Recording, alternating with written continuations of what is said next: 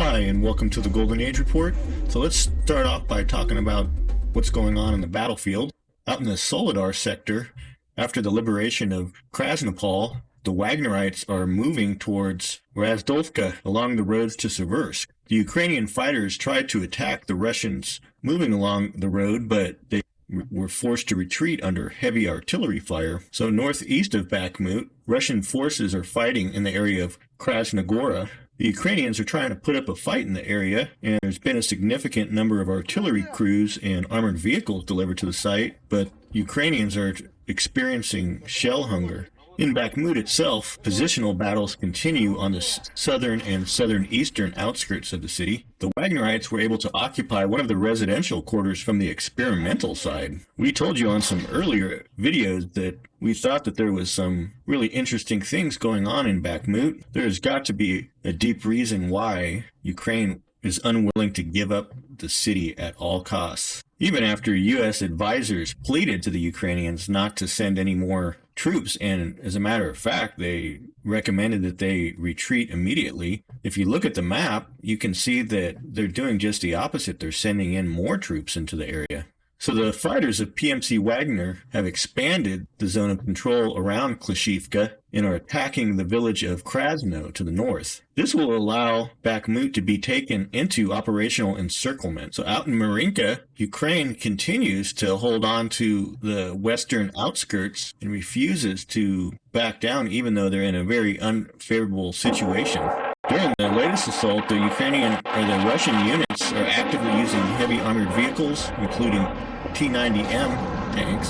So the Russian new recruits are highly skilled with reconnaissance using drones, and it sounds like they're having a lot of success in this area, disclosing the firing positions and also locating the observation posts in the area. So the biggest news for sure is coming out of the southern front, where the Russians have started this new massive push up to Zaporozhye. So at a minimum, the Russian armed forces drove the Ukrainians out of the coastal village of Kamenskoye, so it's at least in the gray zone, but we're also hearing a lot of reports saying that Russians have now taken over the village. In this critical hub area, the Orakhovsky section, we're hearing that there was heavy artillery duels taking place, and that initially Ukraine was able to hold the lines using an M73 cluster munition. But the latest information we're hearing is that Russia has brought in heavy armament and artillery, and they're just overpowering the Ukrainians, and they're being forced to step back. So we'll see if Ukraine can bring in more reinforcements. Also, it's thought that the HIMARS was used initially to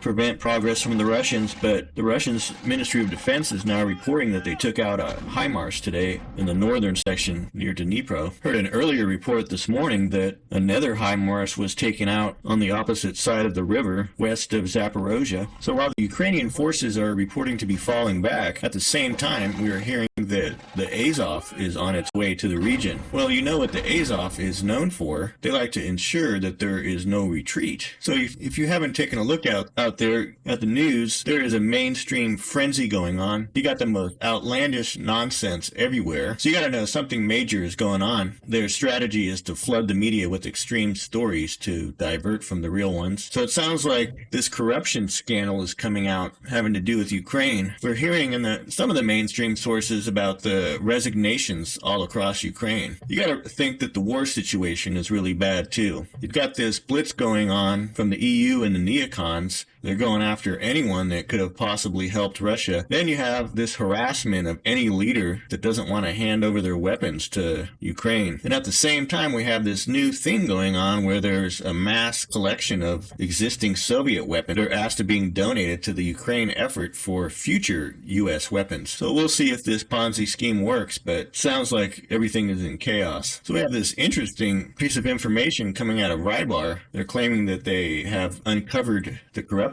scheme of money laundering in Ukraine. So it sounds like for every $15 million allocated by NATO, only $1 million of it is being spent. This is related to this experimental mechanical plant. So something clearly is happening in Ukraine. There's mass resignations. The National Security and Defense Council have banned the travel of civil servant, security officials, and deputies abroad. So in a previous video, we went over in detail Dmitry Medvedev's ex-Russian president's predictions for 2023. Looks like Dmitry's most far-fetched prediction for 2023, at least according to me, or my understanding of things, is starting to take shape here. Sounds like Poland and its new coalition are constantly prodding Olaf Schulz into giving up those tanks they want for their war. We mentioned in a previous video that this proud group at Davos was the neocons' pitchfork. After listening to numerous leaders inside of Germany speak today, it sounds like Olaf is surrounded by neos that are foaming at the mouth. Recall that Dmitry predicted that Germany would go to war with Poland and this neo coalition. Well, I told you guys that I was in tune with much of what he had predicted for 2023, but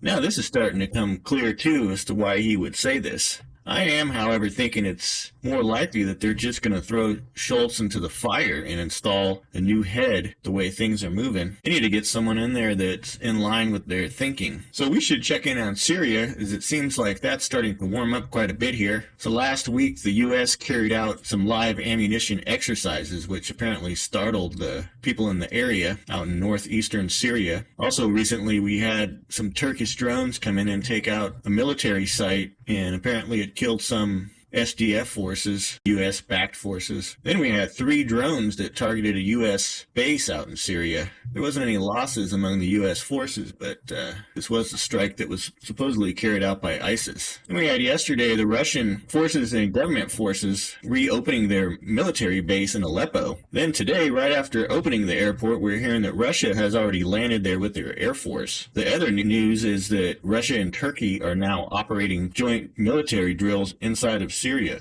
So now we have 3 countries, Iran, Russia, and Turkey, increasing activity in the region all at once. Now, China made a recent comment on the Syria situation. It said the right of life of the Syrian people is being ruthlessly violated by the U.S. This was the Wolf Warrior, their new foreign minister, that made this comment. But this comment is in light of the U.S. looting more of the country's oil, noting that this is seriously exacerbating the energy crisis and the humanitarian disaster in Syria. According to reports, the U.S. forces and their mercenaries are stealing an average of 82% of the Syrian oil. Yeah, if you look at the live UA map for Syria, you can see that the U.S. controls most of the oil fields in Syria. So based on this new information, it looks like this could all be coming to an end soon.